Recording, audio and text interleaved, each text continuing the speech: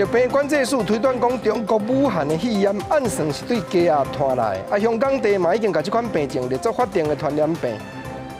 政府开放5区的冰岛服业者标，权利金已经花到1000过4亿。学者讲，初期手机逐月日的费用今会对得起。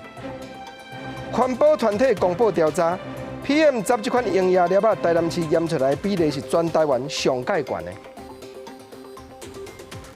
观众朋友你好，我是吴国正，欢迎收看今日正月初7公视台记台下晡新闻。咱来关心中国湖北武汉市原因不明的肺炎流行，到昨昨已经查出59个患者。咱国的疾病管制署推测讲，会造成这款病症，拍算是去摸到鸡鸭鸭按遐传来。香港地主管食物甲卫生的政府机关，昨嘛决定要赶紧甲武汉这款肺炎列作法律规定，一定要通报的传染病。中国湖北省武汉市华南海产批发市场爆发不明原因的病毒性肺炎。初五暗时，中国官方公布增加15例病例，累计病例有59例，同前月原本的11例变做7例。目前因排除流感、禽流感、腺病毒、SARS 甲 MERS 等呼吸道病原的可能。香港食物甲卫生局决议修订预防甲控制疾病条例。将严重的新型传染病病原体、呼吸系统病纳入法定的登报传染病，预计这礼拜刊登憲报随生效。按照咱台湾的疾管署推测，当前减少，将有可能是向检出有其他感染源向排除。认为这摆肺炎群组感染，将有可能是跟接触家禽动物有关系。可能这些人都受到了，就是被某一种动物的感染来源感染嘛，哈，所以但是目前这个动物可以传给人，但是人传人并不是很明显。疾管署表示，冠状病毒温度期上长有14天，若是无新的病例出现，人传人的风险就会降低。按照伫国内疫情方面，第3阶段公费流感预防针元旦已经开始注射，为了增加民众注射方便，疾管署特别甲真人超市合作，为初6开始连续4天，伫全台78个门市设注射站。到现在，它已经有400多万人接种了。但是我们想说，已经过年快要到了，那我们希望我们的民众在过年之前呢，尽快的来接种这个疫苗，让你产生足够的保护力。因为旧历春节假期都要到了，疾管署提醒，定往来两岸的台商甲民众一定要定洗手、挂嘴安，做好防护措施。那世界卫生组织已经收到中国相关疫情的通报，根据目前掌握资讯，无建议对中国实施任何旅行或者是贸易限制。记者综合报道。香港特首林郑月娥早起去出席行政会议进前，先出面表明讲，香港政府当咧争取时间大力改变。虽然到当香港地还无遇到这款肺炎较严重的案例，不过政府当中嘛已经召开第2级，就是将这件代志认定作严重职勘的督導委員會會議。喺應變計劃下邊咧係分3個級別嘅，係分別係戒備，英文係 alert、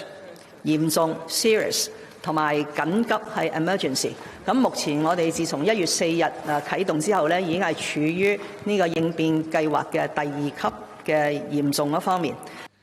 林鄭月娥強調講，面對武漢發生原因不明的肺炎流行，香港政府是以快速應變、嚴肅看待，還有公開透明這3個原則來處理。若修改法律，通趕緊掌握疫情的變化，嘛會加強港口的衛生設施，包含講在咧飛機場、高鐵西九龍站增設紅外線的機器，掃看旅客敢有偷燒現熱。過來若有查到旅客這14天內嘛捌去過武漢，氣管方面，佫已經產生症頭者，嘛會即時送去公立病院繼續觀察甲治療。中華航空和華信航空目前逐禮拜攏有直透飛去到武漢的飛機房，但華航的空服人員的工會早起就出面表示講，機房頂的服務人員公司已經有開放烹食室，予人客時會用得掛手籠，不過若要掛喙罨，就要閣請求飛機頂客艙經理的同意。若這款做法要預防傳染，驚的是會做較袂十全哦。因應中國武漢爆發不明肺炎，疾管署航運人員會登上武漢來台灣的班機，進行離群正常的檢疫作業。華航空服人員表示，初6開始公司嘛講過，直飛武漢的航班收餐會當掛手籠，不過掛嘴罨，而且經過客艙經理的同意。如果可以再增加說開放空服員自主性戴口罩，應該是會更好的。那尤其是像我們收餐的時候是蹲在走道上。拿取这些使用过的餐具。那其实这个距离跟高度呢，我们是面对的旅客是非常近距离的。能不能戴口罩这件事情的责任，其实是转嫁到客舱经理的身上。好，结果还要置入报告，那你一看，这一班明明只有100多个啊，又没有很多人，万一呢，如果有人咳嗽的话，你就可以把它调换座位啊，那为什么还要戴口罩呢？这也都可以说是一个说法嘛。那您说，客舱经理到底要不要同意您戴口罩？台湾武汉一礼拜有12班直航，其中华航每礼拜1、拜4，华信每礼拜3、拜6拢有对飞航班。机关署已经排除不允许验是 SARS、MERS， 无警告建议空人员挂催安无强的规定。有医生认为机关署间提出建议，航空公司都移步同意政策去配合。不离国贸医生认为除非拢是挂 N95， 无阻止传染的效果并无大。要不如果说鼓励大家戴口罩，那华航就应该配合机关署的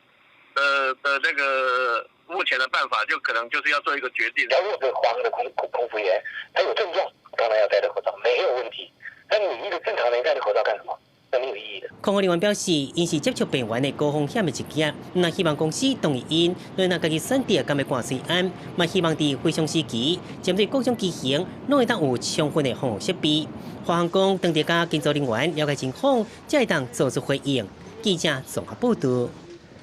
财经上界新来讲，网络已经将近要进入5G 的时代，过来看影片、传资料拢会加真紧。但目前政府开放5G 的频道或者电信公司来标到的才有权利经营。到昨第19日，权利金已经花到1000过4亿，已经是全世界上界悬的标价。但有学者分析讲，毋是干那标频道的管理尔，别日来建设5G 的基地台，本钱嘛就真粗。过来手机啊，10月日的费用，今日嘛对咧真起咧。5G 频谱竞标案，初7拜日进入第20天，第193回合，暂定总得标金抢关到1018.15亿。国家通信传播委员会册了公告，黄金频段 3.5G GHz， 每单位的标金已经到36.61亿，总得标金1004.95亿，竞标金已经创全球上贵。学者认为，电信业者拢要抢5G 的频谱，竞标金会继续创新高。可能业者他们有非常乐观的预期，或者说他们评估到5G 的发展已经就值得他们这样去标。我们就是27个区块，有人退出的话就绝标了。NCC 强调，照规定5G 的频谱继续上悬就得标，袂插手竞标。不过电信业者看好未来5G 的发展，钱早就传好想要标到，恐惊互5G 的标金抢悬。伫咧业者反映成本的状况之下，学者分析，4G 499块1900的方案，5G 应该看袂到，而且5G 1900的月费恐惊会破2600块。因为他们除了竞标的成本之外，他们之后的基地台的建制成本也是4G 的4到5倍，可能1500到2500可能就跑不掉了。之前4G 是269就吃到饱，初期应该不太会有吃到饱的资费。5G 频谱竞标案，竞标也未煞 ，NCC 表示，要等到其他业者主动弃权，上尾得标金才会出炉。学者讲，头一波5G放出凭款，伫需求比供应较大的情形之下，大间业者拢要抢头香，恐惊上尾得标者是钱上济的人。记者综合报道。讲起来，电信业者对5G 的起草是真有信心。不过人讲，会做的生意，袂做的是生死。昨是正月初6，远东航空12月份的薪水发布出来，劳动部嘛吩咐台北市的劳动局，都要赶紧下手落去了解，限时限日要求远东航空工资都要甲人签。交通部林佳龙部长早起嘛证实讲，去年年尾民航局都已经建议废除远东航空载人客许可证。交通部认为都要慎重，嘛要求民航局废除的理由补充说明和详细。停飞中的远航机场柜台只剩地勤就伫遮处理退票代志。这个月初5，远航公司无如期发薪水，财务紧张。交通部证实，民航局已经提报废止远航民用航空许可证，公文已经送到交通部。民航局有他的判断，也因此呢提出就是废照的建议。那因为我们也希望说有更充足更详尽的理由，所以再请他们补充理由的说明。交通部强调，因为远航有1/3的国内离岛航线关系疏分，要求民航局以民用航空法内底各项指标来检视远航是不是适合继续经营，提出补件。无论远航是不是爱撤照，交通部拢备案。远航飞行希望交通部各还一摆机会，在确定无法度如期发薪水之下，董事长张光辉调集一级主管出示投资人意向书，表示资金真紧就会到位，到时阵会补发12月薪水。张董有确定有这个投资的团队愿意进来评估，取得远航全部或者是多数的股权，还有经营权，请同仁再给公司一些时间，这样子坚守岗位，会有好消息的。对远航延后付员工薪水，劳动部发出声明，这是伤害劳工权益的行为，会要求地方主管机关进行查核，限期令公司付工资，若是有员欠薪水，会罚100万。记者综合报道。远东航空讲资金特别入来咯，是在讲话就要有信评。讲到讲话，台大政治系苏宏达教授，顶日因为录影片咧批评政府针对故宫博物院所做的政策，去互台北市警察局南港分局认定讲，迄是假消息，就以违反社会福利维护法，将伊移送法办。当树林地方法院是认定讲，苏教授的意见是合理的评论，也是言论自由保障的范围，裁判讲毋免处分。台大政治系教授苏宏达2018年11月份家己录影片批评故宫的政策。在我看来，那根本是民进党要在2025年之前完成消灭故宫的文化大革命。调查局认定，故宫针对这影片已经伫2019年7月19透过官网澄清是假消息，不过影片还是向转发1万外界，以违反社会法，函送台北市警局。警方去年底函送树林地方法院，树林地院认为苏宏达是表达个人的意见，加合理评论，是言论自由，切来裁定无处罚。被移送人播放影片，发表言论在前，故宫专业澄清稳在后，尚不得以此推论被移送人在脸书发布时明知不实，而且被移送人的言论既然是属于意见表达及合理评论，不因为事后相关单位之澄清而变更其性质。对此，台大学校伫册里伫面册发声明，对侵害言论自由表达严重关心。从但不强调影片完全无问题。影片完全没有问题，这是言论自由一部分嘛。那问题是在于，就说你1年以后再这样具体，不管影片的内容或者时间，其实都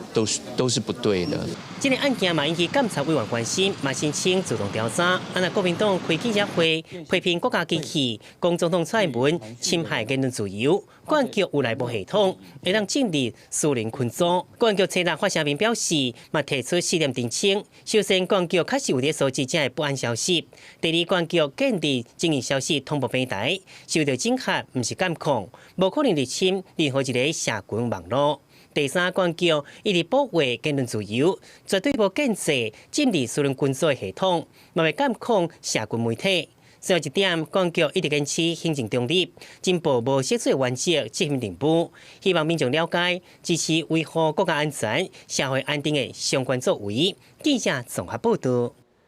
选举确实有影时到就到咯，环保团体早起嘛公布上届新的调查 ，PM10就是比较 PM2.5大4倍，农药是含人的头毛病粗这款营养粒啊。台南市验出来的比例是全台湾上界悬的，过来是嘉义县、云林、高雄和屏东。但环保团体就警告讲 ，PM10会卡伫鼻孔、脑梗，增加人得到鼻咽癌的风险，嘛要求各党的总统候选人这站都要重视。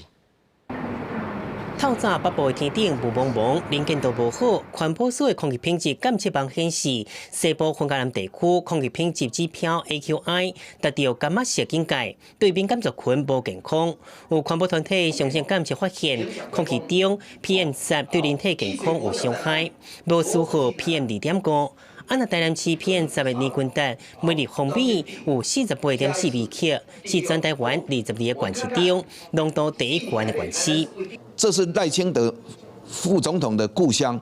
而且赖清德他在从立委就主张总统府南迁哦，不是市长时候才主张哦。2016年他还主张总统府南迁。我想我们应该共同来保护、守护台南市。除了台南市以外，其他空气品质不好的地区，佮包括嘉义县、云林县、高雄市佮屏东县。环保团队警告 ，PM10 全部都亲像 PM2.5，直接到人体内气泡，所以当停留伫上呼吸道，其中可能有赖毒素、可溶性的致癌化合物、佮重金属粒子等，会卡伫PM高的部分，增加台湾男性得到 PM 高的风险。比较粗的颗粒，它会留在鼻腔，停在鼻腔，所以鼻咽癌是跟耳鼻喉科有关。所以我们发现它比较有关的是鼻咽癌。另外，国内外医学研究嘛证实，空污微粒可能造成囡仔早产、老人的肺功能受损。环保团体呼吁国民党的总统候选人应该优先面对空污的重大国安问题，提出具体空污改善政见。记者综合报道。政治说分明，咱来讲，民进党提名的蔡英文总统，骑日母仔车扫街拜票第2天，早起要按家己水上起行进前，阁有6个对外国倒转来要转票的少年家特别打出来，讲要家己支持。蔡总统嘛出声，甲少年辈表明讲，这局的选举是为着少年人咧战，为着台湾的未来咧战的。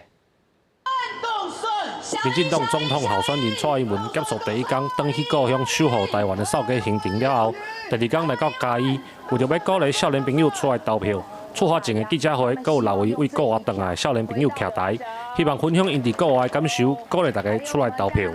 壮阔台湾，连结世界。总统说这是民进党人在历史时刻不能够回避的责任。可是我认为这是我们青年世代无论在世界何处都不能够回避的责任。最近香港的事情让我深深的相信，台湾最大的价值在于民主、自由以及平权。为日本、美国等国家回来的少年朋友，因表示伫国外拢有咧注意台湾的局势，嘛肯定政府的表现。蔡英文表示，感谢这少年朋友愿意回来投票，嘛呼吁1月11号有更较侪人会出来，共同为台湾的未来做决定。在这一次的选举里面，要做什么样的决定，做什么样的选择，将会影响我们未来国家的发展。所以在这个关键的选战，年轻人真的不要缺席。我们这个选战是为年轻人而战，是为了台湾的未来而战。那台湾的未来是属于年轻人的。选战进入最后的阶段，民进党嘛不断向少年朋友发声，希望大家投票迄天会当出来投票。蔡英文强调，1月11号就是台湾人甲坚定的声音向世界发声的迄一天。记者林伟霆嘉义报道。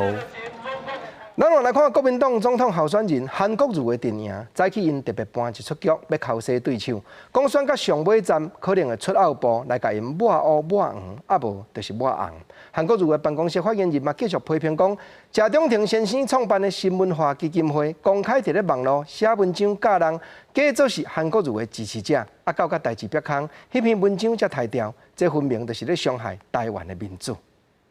就在选前3天，这样的影片不断的在网络上播放，不断的在网络上散播，结果最后选完了，证明是假的，但是选情很可能就因此逆转啦。国民党总统候选人韩国瑜阵营初7召开记者会来演行动局，演出4种对手阵营可能会出现的奥步。韩国瑜伫现场看了表示，虽然真笑亏，啊毋过感觉真心酸，呼吁讲甘愿事后清清气气，嘛无爱抹黑做黄抹红，甲选举赢甲真垃圾。事实上，选举一到，民进党出奥步，已经是几乎妇孺皆知，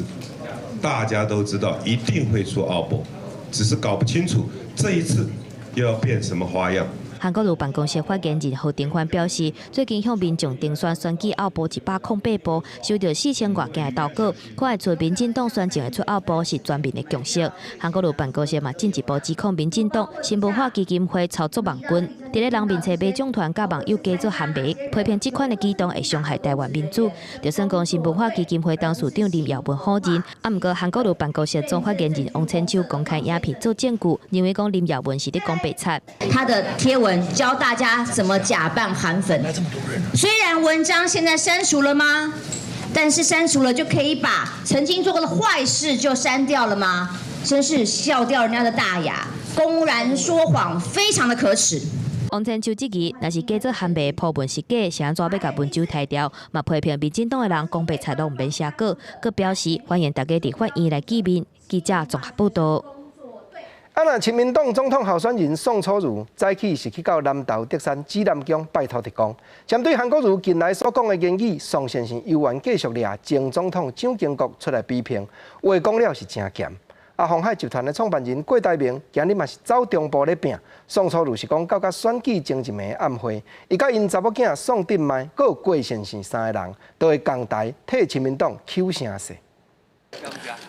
一路车就是着支持者的欢迎，亲民党总统参选人宋楚瑜上午来到南投指南宫，近距离甲民众博感情。选前最后时刻，宋楚瑜规天的行程拢伫南投。伊讲回到南投，实在是相当激动，嘛回想起当年升顶的政绩。对着国民党总统候选人韩国瑜最近的发言，常常引起争议。宋楚瑜再一次开炮。你看看现在国民党的领导人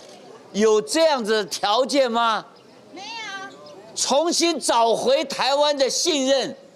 找回人民对于政府的信任，这个才是以前蒋经国先生时代给人民立下的典范。除了再次做批评，无尊重旧总统蒋经国，嘛质疑韩国瑜是不是有能力来带领国家，强调家己行政经验。至于鸿海创办人郭台铭，规天行程嘛拄好伫中部，宋楚瑜讲，两人采取分头进行的策略，完全伫互相来有声势。郭台铭先生是南投的江仔，对不？对。啊，也就是我们大家一起共同分进合集，宋楚瑜的行政效率。 郭台铭先生的科技创新，台湾就需要这2个最重要的支柱。宋楚瑜表示，这次的大选，郭台铭嘛召回真侪人才，两个人的合作早就已经开始，嘛认同郭台铭所提出的策略，强调当选了后会来注重郭台铭的科技专业。伫选前最后时刻，两个人分头来全力冲选前，伫选前之夜，卖甲宋楚瑜查某囝宋振迈来合体，争取更加侪选票。 记者南投综合报道。来看小党嘛，拍拼咧推塞政见抢选票。台湾民众党这边排不分区立委第1名的候选人罗香玲，强调讲因若入去立法院会落实劳工的团结权，佮会尽量保障派遣的员工，嘛小常会有劳工各种的权利。若时代力量是讲，因要阻挡中国的资金涉入来台湾，会继续推动经济间谍法，加强台湾的民主自我保护的能力甲制度。 选举特别到啊，民众党不分区立委被提名人头一位台北市劳动局长罗香玲召开劳动政策记者会，强调台北市推动劳权的经验会使伫咧全国实现，诉求劳资双方应该要有对等协商的权利，伫咧做工会条件也应该下修到10人，政府也应该为源头管理非典型聘雇的劳工权益，禁止人头公司冒人力派遣的工课等等的政见。劳资会议现在是普及率比较高，但是它的保障跟保护性也不足，所以很多人都怪劳资会的劳方代表好像都是老板的应声虫，不敢讲反对意见。是同样的，就是保护网没有建制。那长照安排假的部分，它基本上是会有30天的这个长照安排假。罗香玲强调，保卫劳权，家己是正内行。对前一阵啊，关东航空跳票，员工的薪水发不出来，批评交通部根本无对应的政策，劳工的权益怎受到影响？那时代力量也抛出政见，强调创党到大一直拢伫咧监督政府，未来伫咧国会也会制定经济间谍法，停止中国透过各种金流渗透台湾。第一是对抗侵略，完善民主防卫法治；第二是防治红媒，真正捍卫言论自由；第三是经济自主，强化基民产业的保障；第四，监督把关，防止中资扰乱市场；第五，就是刚刚我提到的普世价值，让台湾为民能够走向国际。时代力量强调守护主权，甲提升台湾整体自主性的决心。是特别登票啊，第三势力杀出政见，抢政党票，选民有要接受无？真紧就会有答案。记者陈立峰、阿敏珍、陈国水台北报道。实在咱的选举国际上嘛拢年年看，香港众志的黄之锋秘书长伫咧 Facebook 打影片，呼吁台湾人一定要去投票，守护台湾的民主。美国的参议员 Scott 嘛写文章讲，台湾这边的选举针对太平洋地区四边，要继续争取人权和自由的工课路是真要紧。美国就要甲台湾和香港继续徛做伙。台湾2020大选，国际嘛真关心。香港众志秘书长黄之锋伫面册发布影片，先讲新的一年感谢台湾支持香港民主运动朋友，嘛呼吁台湾人伫大选迄天一定要登去投票，守护台湾的民主。我曾经说过，希望今天台湾，明天香港，希望有一天香港人也能够像台湾人一样去选自己的政府。还有香港人真的非常支持台湾民主，我们也希望台湾的朋友能够捍卫民主选举。进行把积极推动香港人权甲民主法案的美国共和党参议员史考特，嘛伫大选前推文，转发路透社伫台湾嘅香港人对选举结果反对文章，写台湾大选对区域继续争取人权甲自由是真重要。咱来甲香港甲台湾的兄弟姊妹协作会支持台港。美国联邦参议员史考的Rick Scott 的一个对台湾的一个坚定的一个支持跟友谊，尤其是他是大力的支持台湾的一个民主的选举，跟对我们的一个自由民主制度的一个支持，我方表示由衷的一个感谢。外交部嘛重申，政府坚定支持香港追求民主自由的立场。安尼友邦马绍尔群岛最近选出参议员科布亚变新任总统，各界关心是不是邦交会有变化。不过科布亚表示坚定支持台马邦交立场。咱自马绍尔大赛小信中，佮甲美国、日本自马绍尔大赛真罕的快达成协商，共同恭喜。显示台湾、美国、日本伫太平洋区域三方合作现况。记者综合报道。国际上要紧，来讲中东的局势愈来愈紧张了。伊朗放声讲无要继续遵守核子协议，伊拉克的国会嘛表决要求美军都要撤出英国来。毋过美国国防部是表明讲，若讲要撤兵，因是无按算。学者就咧分析，美国伫中东地区过来会面对真大的挑战了。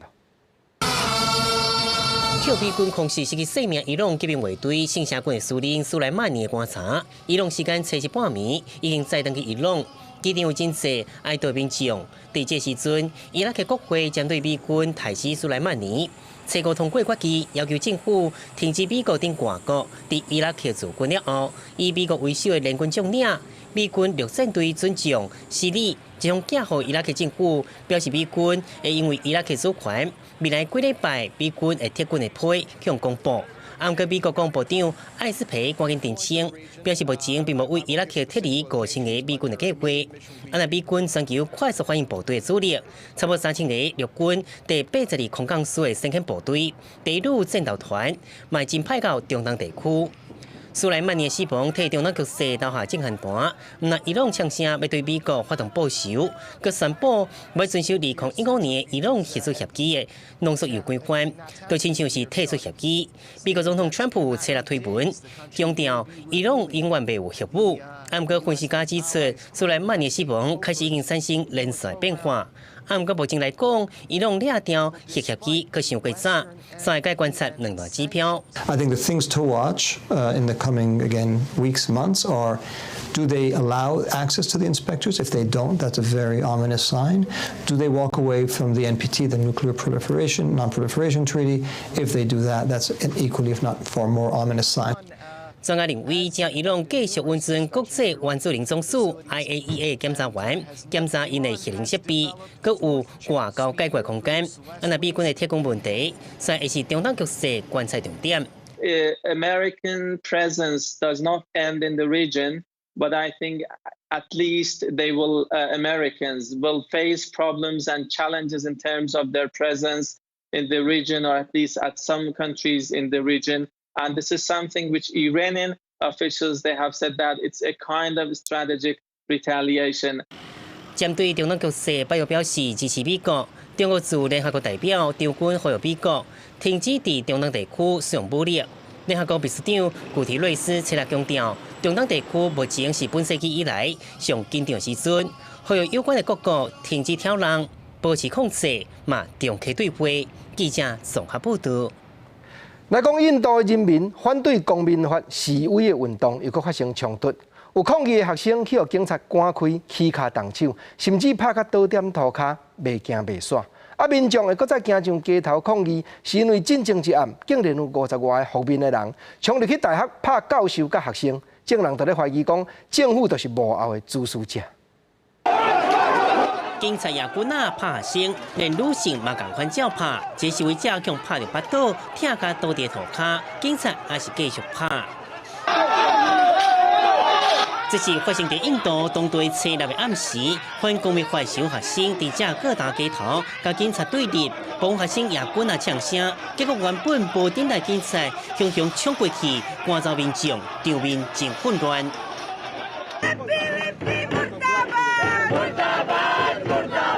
原因是前一天，也是东队初五暗时，有50外个和平的人去首都新德里尼赫鲁大学拍反对公民法修正学生，来走动的教授嘛强拍，有24个师生受伤带病院，连学生会长嘛受伤。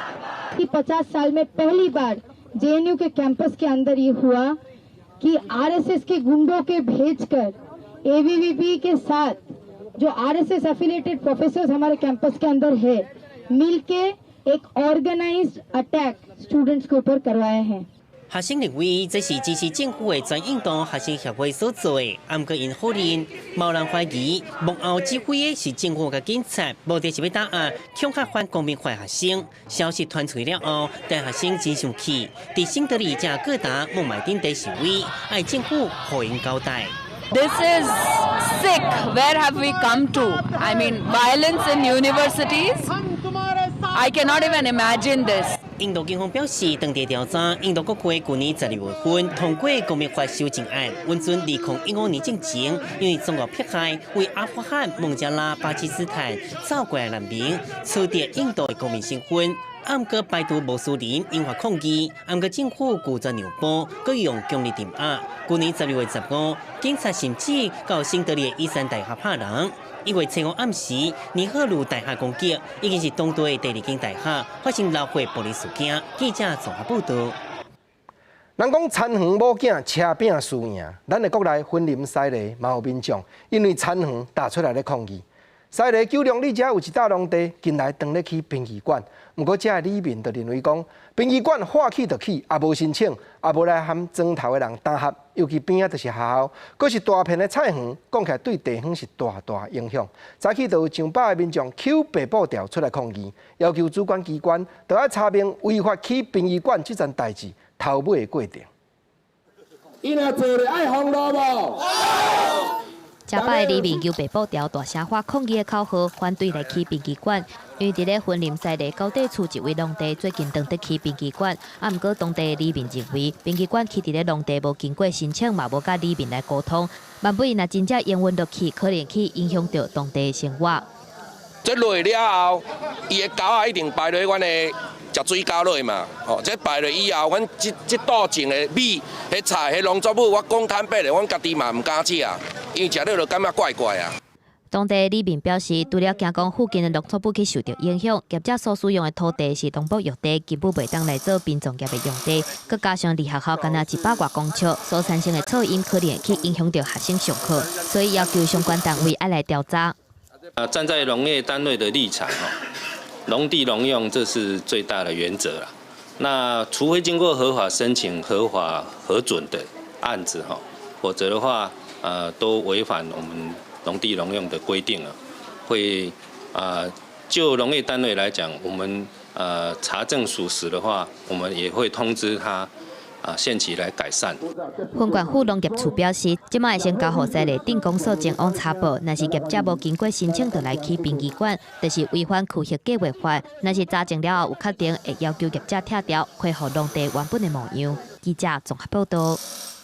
若有委屈，确实就爱讲出声。来讲新德市有一间私立高中，就有家长出来讲，大学期交通费拢纳几万块，互囡仔坐校车，结果因为椅仔位无够。较后尾上车的学生囡仔放学的时阵无通坐，只好去坐伫咧巴士行李箱顶头，互家长听到是真唔甘。学校嘛出面表示失礼，嘛讲未来一定会照规定，互囡仔坐车有更较安全的环境。这间学校内底学生差不多有6000多人，因为学校方面的车辆无够，部分路线委托外口的游览车业者，过有学生反映，有当时放学的时阵，游览车位置无够。就惊万一较慢上车，无位置通坐，敢会使困在行李箱内底。学校方面提出解释，当讲是因为办理活动结束了，有部分的学生炸着行李占位，再造成其他的学生无位置通坐，坐入去行李箱内底。每个小朋友应该是可以有足够的座位坐，甚至可以校册规定说，小朋友是哪个位置，他们每次都有固定的位置坐。做，而不是像自由做一样自由发挥，那没有位置的人就很可怜，这真的太离谱了。有学生将行李放置于位置上，或者是走道上，那学生因为为了求方便，所以寻找比较舒适的空间，所以就往行李箱行走，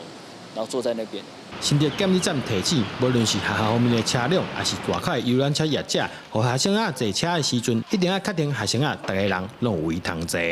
对我们新竹市所有的学校的校车或是他们承租的游览车方面，我们会进行加强的这个路边稽核。如果被我们查获的话，我们依道路处罚条例30条第1项第4款，罚3000到9000，绝不宽待。对发生这款的代志，学校方面感觉真歹势，未来会甲学生宣导唔通占位，嘛会看状况调整发车的班次。再来要求游览车业者一定要遵守规定，给学生一个安全的坐车空间。记者张君和新竹报道。之前咱有报讲，去年5月时，台东南市发生用海钓船暗号载二级毒品安非他命的案件，连台东县警察局南市分驻所的所长嘛牵连在内。迄当阵，检察官扣押840公斤的毒品，市价超过10亿。台东地方法院已经判决这犯罪的人，有的5档，有的7档的有期徒。南市分驻所这个所长是判6档半。这条案还佫会当上诉者。去年5月份，台东警方会同海巡署对南市外海扣押一只海钓船，登去台东的富冈渔港，对船舱甲用乌色塑胶袋包起来的毒品，一包一包搬出来。经过警方清点，总共有840公斤重的2级毒品安非他命。检警调查，毒贩是利用南市较远、沿海空管较冷的所在，用海钓船来做暗坎，对海顶接驳对甘波济运毒罪面顶的毒品，再个转运来台湾卖。上少有7个人涉案，其中有一个前南市分驻所所长李铁明。专案经过台东地方法院审理，判决7个被告5年至7年不等的有期徒刑。若是涉案的警官，法官考虑到伊犯案了后自毙，而且协助案件的调查，敢若判决6年6个月部分。李泽明部分虽有参与，可是并不是最重要的角色。他在侦查审理中都有自白，那符合毒品危害防治条例第17条第2项的减刑规定。这件海上运毒案发生了后，海巡署已经加强各港口的临检，尤其是过年期间会加强海防的巡逻，也增加了客货轮检查的密度，执行扩大威力扫荡，以及增派岸际巡逻的车次。台东地检署嘛表示，这件运毒案是7年以上有期徒刑的重罪。一审判决大部分的被告刑责拢伤轻，但接到判决书了后会提起上诉。记者综合报道。生活的报马啊，咱来讲台湾自年开始开放，按排泄物内底储困出来，种伫咧另外别人的腹肚底，安尼会当治疗病症。高雄中坑已经成功4摆，甚至也有针对免疫力较歹、捌换过关的患者来进行这款治疗，结果。有一个天落下500-600个患者拢无感染，这也是台湾头一个成功的案例。医生用大肠镜入去病患的毛肠，再去注入250cc 的治疗水，要互肠仔内底的菌正常发展。这是高雄中间第5名进行苯苯移栽的病患，嘛是全国第1个因为肝脏移栽接受这种疗法。规律的服用抗排斥药物，那这3个月来，他反复的腹泻。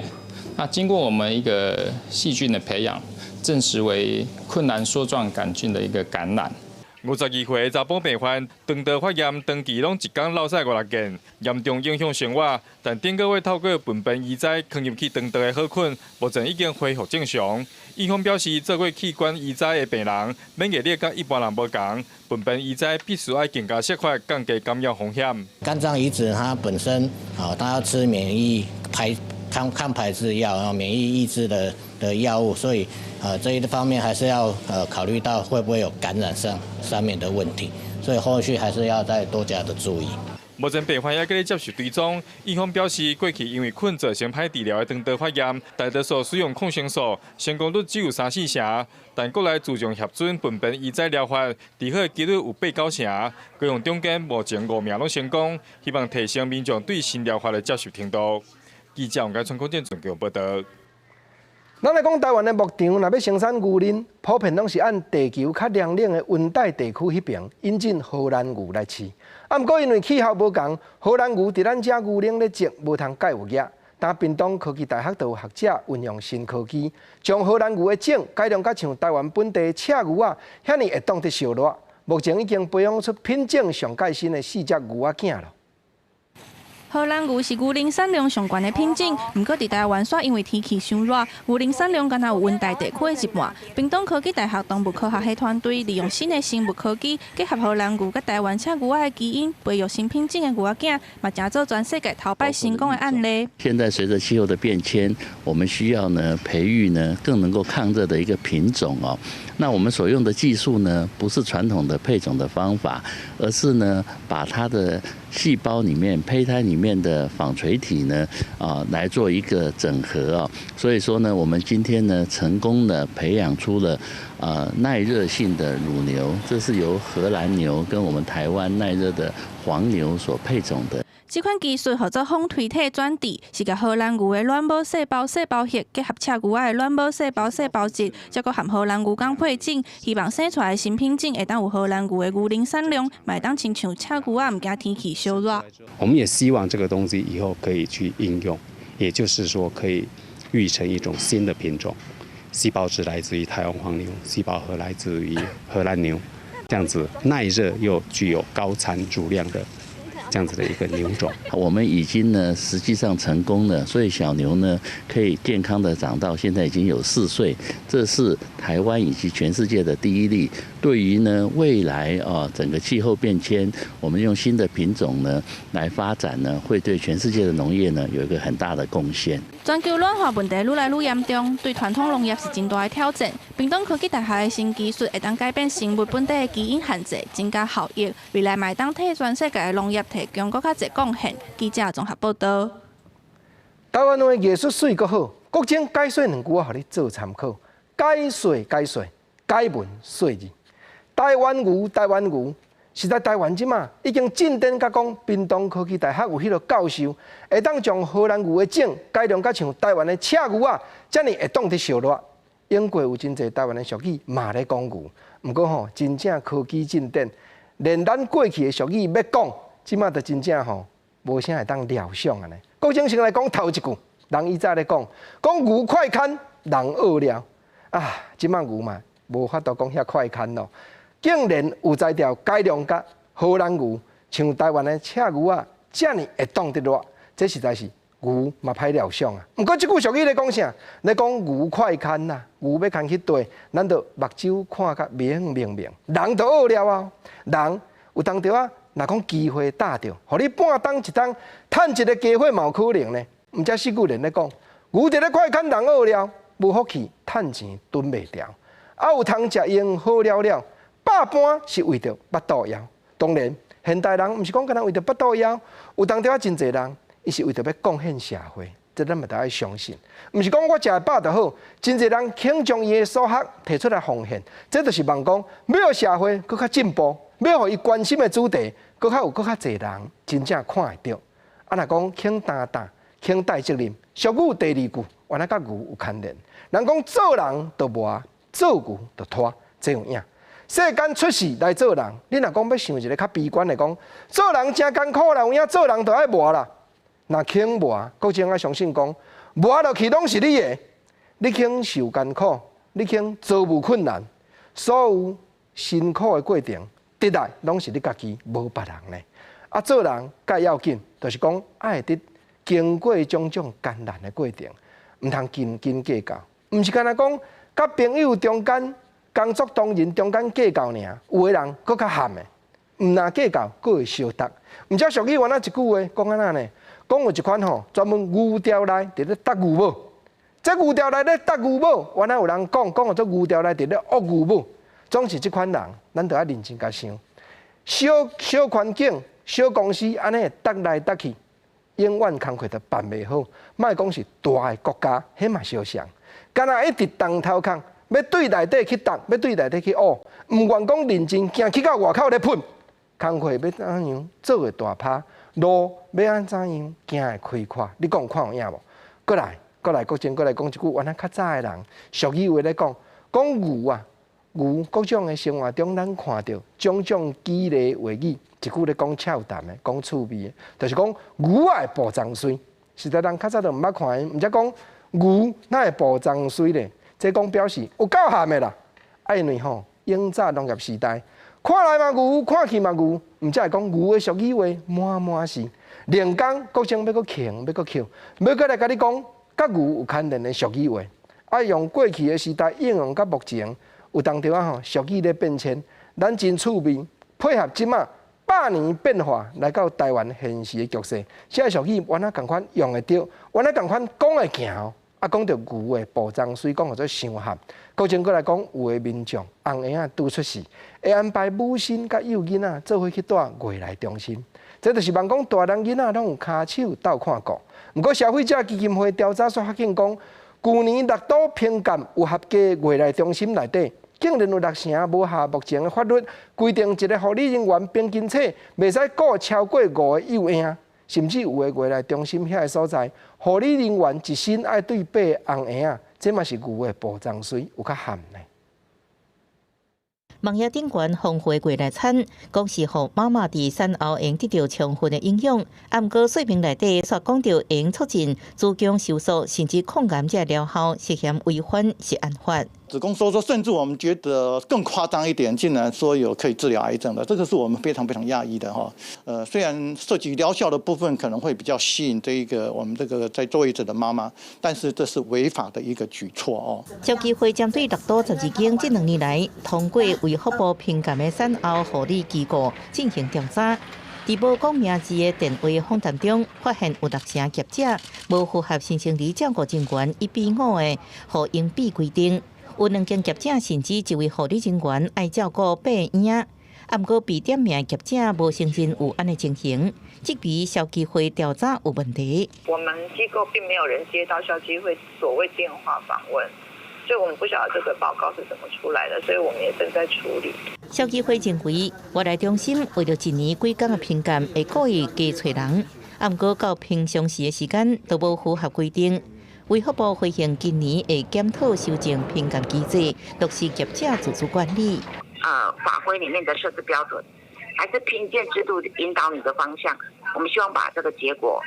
或是相关的规定，更透明，让不管是机构的同仁，或是里面的住民，能够更清楚，也更能落实日常管理。真侪外来中心拍出1条龙服务，希望让妈妈好好休困，婴仔也得到妥善照顾。消基会提醒消费者，选择进前爱加比较，避免过来做袂成，也搁做出100度的去。记者综合报道。咱原来讲，教育部按去年开始推动大专院校的教授教学实践研究计划补助，但是教授咧教学的过程，若写作研究专案，就通来申请。去年1年当通过1300几件相关的补助，甲50万，通好互这教授落去创新变巧，改革教学的内容，提升教育的品质。临时发生意外时阵，要安怎处理是即寡未来护士爱学的物件。甲因的老师煞发现，学生清楚务宾的原理甲顺序，煞唔知影敢阁有其他务宾的技术。在这一个课程的准备期间，我们是要融合2位老师的专业，共同设计他的课程目标、活动内容跟教材。蒋以前甲自然专长的老师斗阵合作设计课程，呈现跨领域的教学。国立清义科技大学器官系郑美珍教授是伫咧课程内底教学生卖水果，学会晓介绍的方案。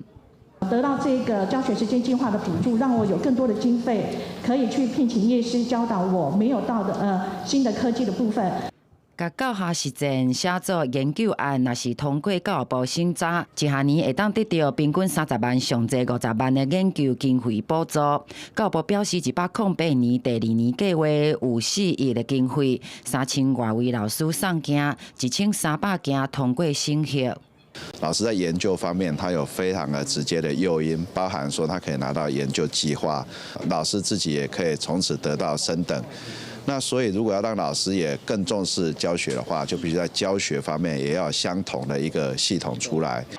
高教创新都是伫咧大学教师补助直接予老师，若是教学真好，嘛毋免靠学术的成果才会当升等。但是高教工会捌指出，为102年到108年9月，全台湾敢若107个老师透过教学升等，就算计划搁较好，也是爱废除限期升等的制度，老师才有可能有搁较好的发挥甲规划。记者徐新志明台北报道。来讲，内政部已经修订建筑物公共安全检查签证甲申报办法，只要是公元2000年进前摕到建照，尤其是单一所有权人者，这些大楼拢都要进行内地动的能力评估检查的申报。台北市政府头一波的申报，目前申报率还未过半，因讲会伫咧旧历的过年过后开始全面清查，若是无依法申报者，相关会当罚款30万。全台各地无论是主体或者是公共设施，拢真侪漏处，确实严固失守，较会引起公安危机。内政部修订建筑物公共安全检查签证甲申报办法，去年7月开始分期分类推动建筑物的内政能力评估检查申报。只要伫88年12月31进前摕到建照，而且属于单一所有权人或者是使用人的特定，提供公众使用建筑物，拢爱进行申报。机构它要去找一些评估的结构安全的机构，然后来做评估。那所以我们是希望这些还没有申报的机构，到过年以前就赶快到我们网站去申报。台北市第一波应该伫去年底申报的教学运动休闲场所第类组，申报率是71%。另外，医疗长照相关院所的 F 类组申报率43%。一伫农历春节过后全面清查，确实无申报，相关应罚30万。另外，海沙处登记台北市府针对工具并且列管，必须跳图登记的海沙处规定19个都经地区。联寿埃国宅的一个海沙屋，预计在过完年之后那如果这个所有的住户他们都达成共识那我针对于有一些不同意户的话，我们可能也会以公权力来执行这一项任务。除了途径登记这议题，民众居住权也备受关心。台北市府检查到108年底，时间甲等待开工的社会主体有28个，将近1万户；招标中甲等待上榜的也有4个，将近1000户。也有6个规划当中，今年度按算有12个开工，5个完工。记者综合报道。世界正心息，咱来讲日本丰田汽车宣布讲，会伫咧富士山边啊，即搭车起造一个未来智慧型的城市，运用的是氢这款新的能源，因要阁将这当作是新一代自动驾驶车研究的中心来打扮，按算明年初就会开始动工了。Now we might not be working on the Toyota Transformer,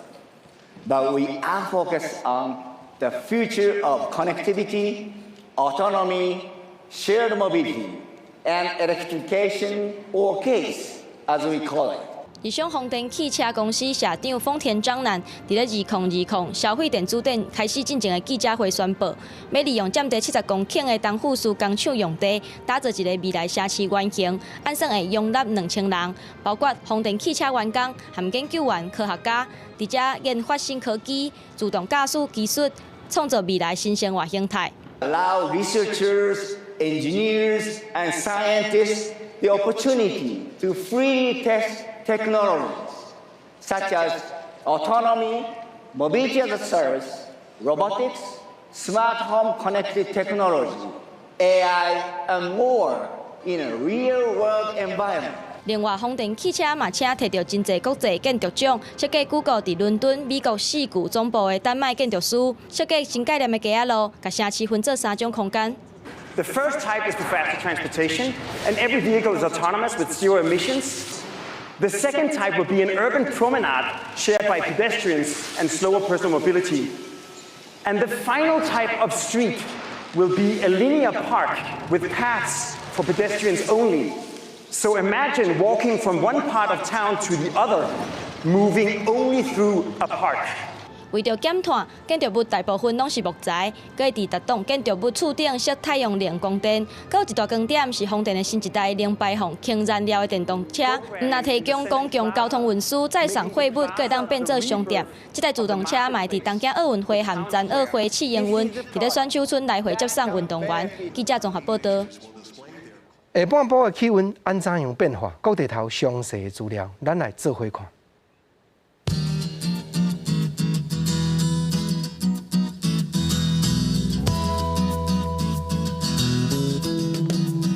北部20度到25度，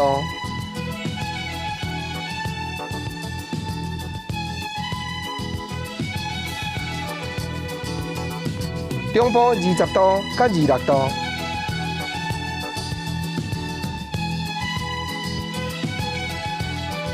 台南、高雄、屏东22度到28度。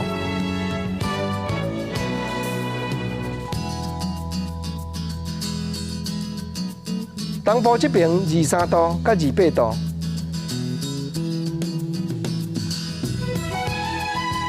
金门马祖平湖16度到23度。